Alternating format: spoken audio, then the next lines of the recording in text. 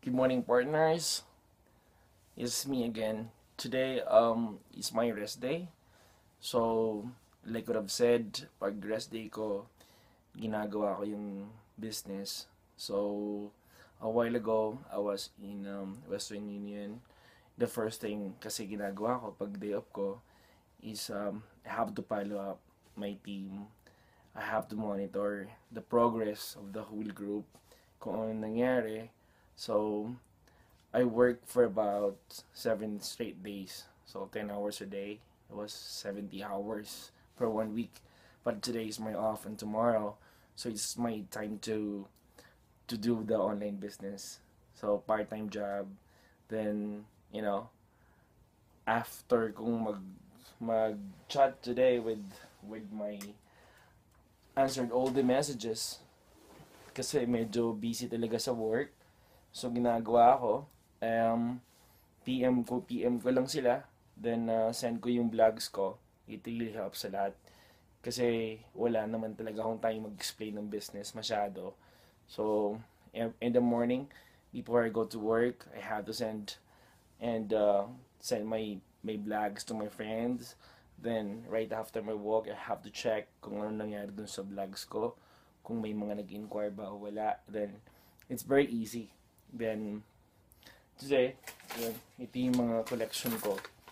Yung galing sa Qatar, it's activation code. Payment for the activation code. This one naman, naka-segregate sa envelope, no? Parang collector na ako ngayon ng collector ako ng SWA. Yan, galing to naman sa Taiwan. May mga kasamang barya. Yun, pero bottom line, pag pinagsama-sama ko to, mamaya, madami na to. Ito naman, galing sa Edmonton. So, Canadian money siya. It's good for 2 activation code today. It's like 130 over, just because it's converted to Canadian dollars. And another one, puro nakahiwalay na envelope para alam ko kung saan nanggagaling yung pera. Yun, ito galing naman sa Pilipinas, na-convert din siya sa Canadian. Instead of paying me $65, so it's like $68 into Canadian, $55, naging $63 naman siya dahil sa conversion. Okay, what else? I still have one here. Hindi ko talaga siya masyadong, pag day off ko, ito yung trabaho ko, mangolekta, collection. Yan, I have here 100, 1, 2, 3, 4, 5, $615. This is good for 2 activation code sent by one of my member. Okay, and the rest, puro barya, madaming barya.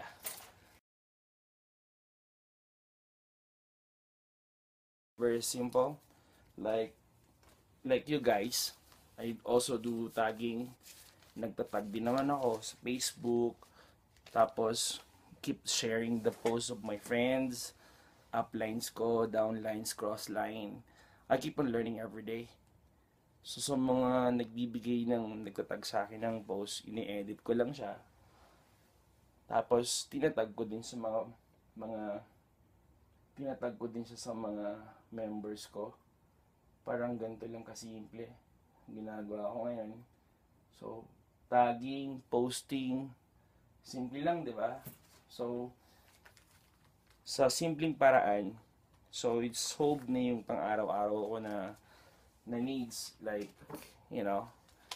paying credit cards, like sending money back home, tapos yung mga other expenses ko, like groceries, like utilities, car insurance, health insurance, etc., etc. So, ito yung kinita ko this week. Kahit day off ako, yun, malaking tulong na to. Tigbe 20-20 man to. May 250. May 5, 20. Hindi ko pa siya nabibilang kung magkano. Yun. May 100. 100 dollars Canadian. It's converted to like 40. That's 4,150 or 4,200. Yun. So, segregate ko lang to. Then, I'm going to deposit this into my bank account. Diba? Para pag may emergency, madali ko na lang siyang hugutin. Diba? So, the good thing, when I joined the SWA, medyo gumaan yung expenses ko. Malaking tulong sa akin, tapos sa family ko sa Philippines. Tapos mga emergency needs ko, hindi ko na kailangan pang magagilap gamit yung credit card ko.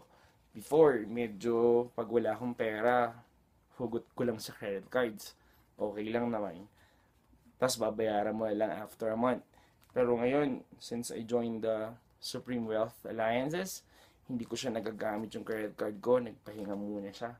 So, I have like 8 credit cards. So ngayon, ang ginagawa ko, pag sweldo, instead of like spending money, I'm paying, pinabayaran ko naman yung utang ko. Diba? So parang malaking ginhawa dahil instead na gumastos ako, pag day off ko, usually I go to the mall, go shopping, go partying, like that. So right now, I can still do that. Kaya lang, the good thing, pag bago ako umalis, send muna ako sa mga friend ko. Like itong ginagawa ko dito, send ko using my phone. Tapos yung isa, yung iPhone 5 ko, ginagamit ko din siya. Minsan, pag medyo talagang busy, marami nag-i-inquire. Aside from the laptop na ginagamit ko, gumagamit pa ako ng 2 phone. Kasi madami nagtatanong. So, technique, wala masyado.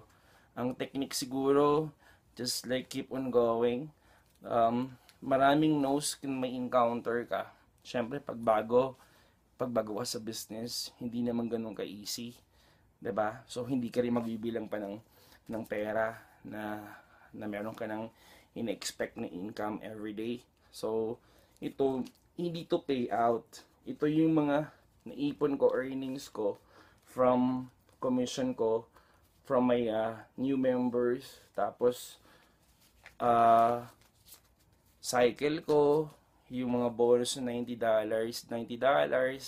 $70. So as of today, actually, like I'll be turning 7 weeks ko na this coming Sunday. Ito na yung kinita ko so far.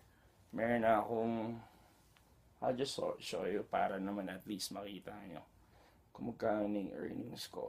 So, umabot na ako ng 1,390. That's 1,390.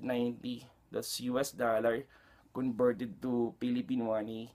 Most likely 62,000 something. 62,000 and points. Could you imagine? Yung 2,500 peso ko na investment, gano'n na kalayo narating niya. Is $1,390.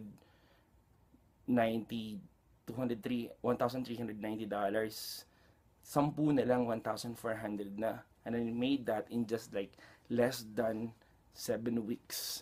So, if I were you, and you were thinking like, baka mamaya ma-scam kayo, so wag na kayo masyadong mag-isip ng mga bagay na negatibo. Kung gusto nyo talagang mag-make money, mag-extra money, then you can help, parang financial freedom mo na rin. 'Di ba? Tulong sa family mo, at the same time, tulong sa mga taong under you. Kasi right now, I have already 2 guys like cycled already from Taiwan, and I have also from Qatar. So, nag-cycle na rin siya. And meron siya mga upcoming guys na mag-cycle na lang. The good thing right now, I have also upcoming 2 from Philippines na mag-cycle. Maybe today or tomorrow, I don't know.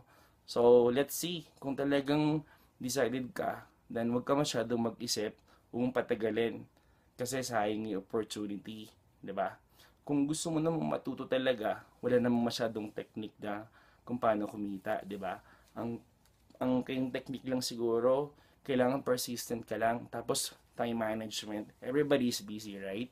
So, pero kung may time management ka, kahit 2 oras lang sa loob ng isang araw, malaking bagay yon. Tapos, pag may mga inquiries ka, hindi mo kayang sagutin, ipasa mo sa upline mo. Katulad sa akin, free naman ako. Just 24/7 open yung phone ko. Tapos you can ask me some questions kung anong dapat gawin. So, pwede kitang tulungan may close yung new member mo. Pag free ako. Pag di man ako free, nandun yung mga ka-team ko, like, mga sumunod sa akin. O pwede naman ipasa doon, di ba? So, sa kagandahan sa work, sa business na to, wherever you go, you can bring your business. Kahit nasa party ako for 2 nights. So, pagbalik ko, oh, there was only like 1,230 or 1,225 yata yung kahapon. Ngayon, nag-open ako kasi day off ko nga. Meron na akong 1,390. Could you imagine? Ang bilis niyang bumilis. Ang bilis niyang lumago. Ang bilis niyang mag-grow. Diba? So, in 7 weeks, kahit siguro saan ka magpunta, hindi mo kikitain yan, diba? Na-overwhelm ako kasi malaking tulong talaga para sa akin to. At the same time, sa grupo ko na kailangan ng suporta, sinusupport ko din naman sila. So, para sa mga team ko, downlines ko, nagtatanong kung ano ba talaga sikreto nating secret in the business. Just like, be persistent, kailangan lang positibo ka sa buhay. Huwag ka masyadong makinig sa mga negatives kasi yan ang papatay sa'yo eh. 'Di ba? So I hope I help you guys how like to make money and like na-excite kayo ng konti sa sinabi ko, sa tips ko kung paano. So kung meron kayong time, wala kayong time, pwede naman eh, 'di ba? So ako kasi sa technique ko, so more on vlogging ako. I keep on sending my vlogs. I have friend na gumawa ng vlogs para sa akin. His name is Abu. Abu. Siya yung tumulong sa akin. So para mas mabilis kong ma-explain na hindi ko na kailangan ipaliwanag pa yung mismong vlogs ko na. They have to watch the video. And that's it. Thank you guys. Have a good day.